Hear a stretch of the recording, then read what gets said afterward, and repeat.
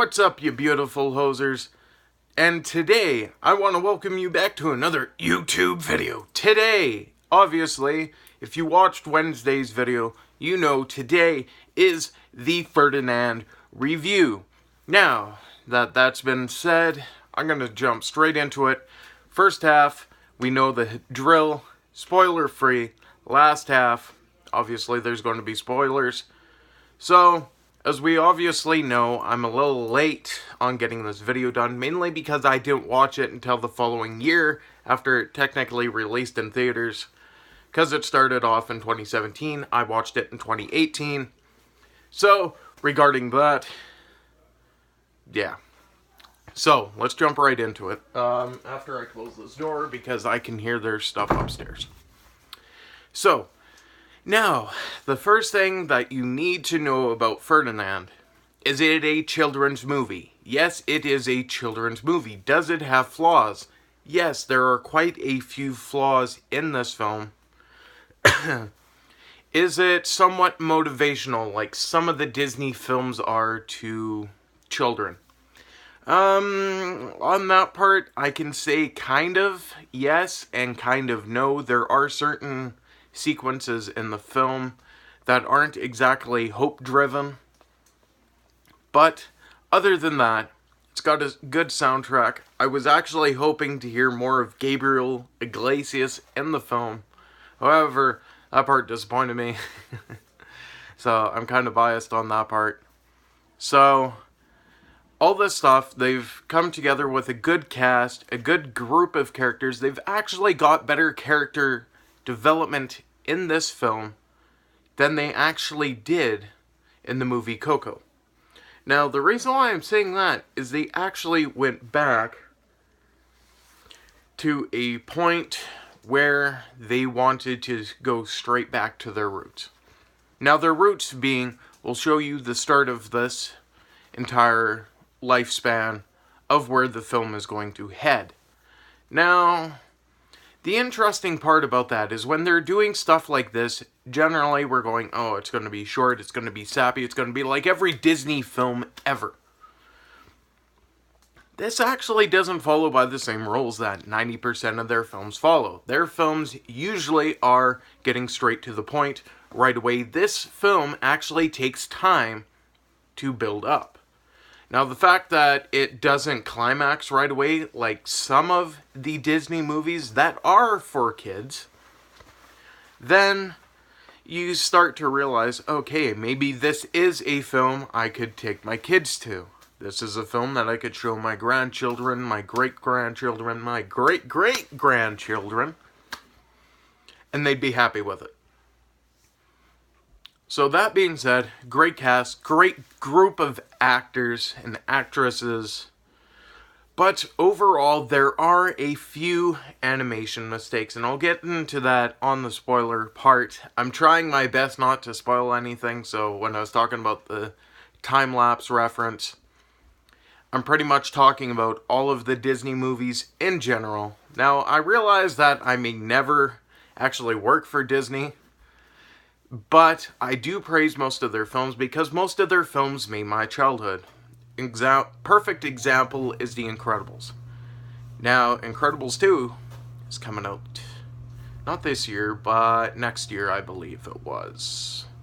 And I believe it was somewhere near the start. So right now, technically, they're still doing animations on that.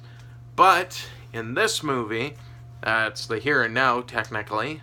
So kids that are growing up in this generation can watch it. It's a great movie to start off with. I'm going to switch over to the spoilers now because I almost just brought one out accidentally. So overall, I give this film a 9.1 rating.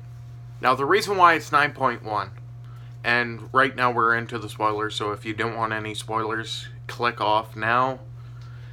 The main reason why I'm giving it a 9.1 is because of the animation mistakes. Just like Coco, I seen a certain sequence where a human hand went from having 4 fingers and a thumb to having 3 fingers and a thumb.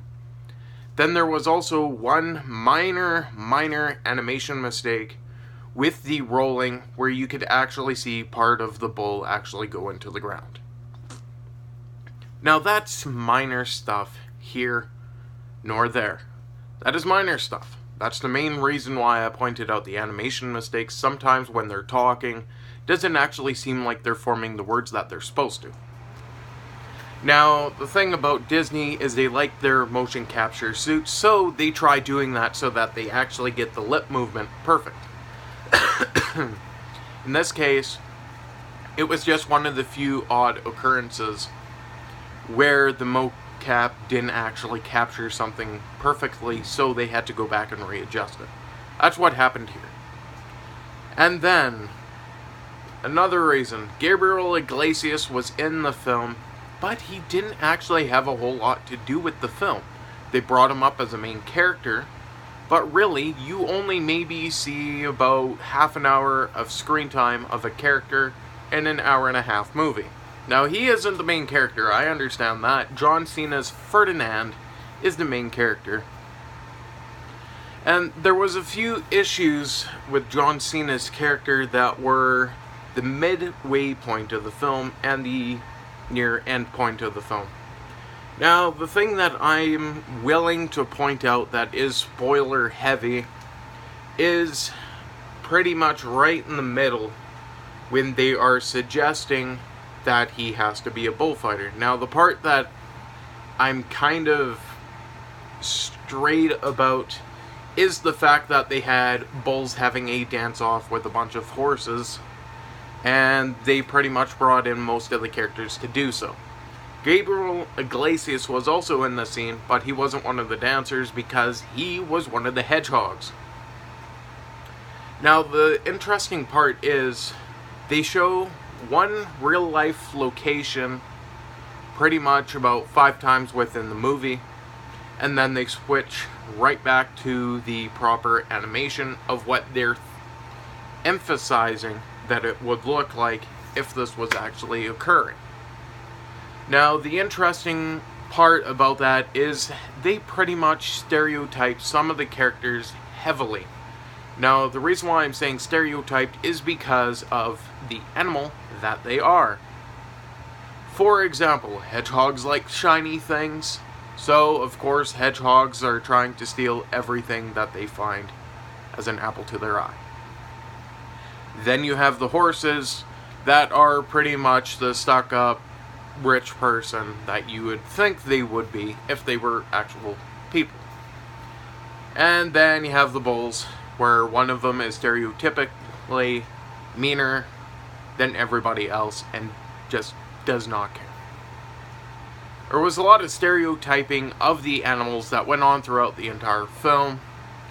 A lot of it made sense, and a lot of it didn't.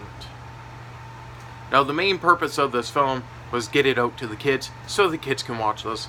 It was a great way to do so, but I think, all in all, it could have been executed a tiny bit better in this film. The soundtrack was good, but it should have had an original soundtrack like Coco did, where they had one of the cast members, considering the fact that they actually had 5 in the movie that can actually sing, should have had them singing at least one point in time within the film.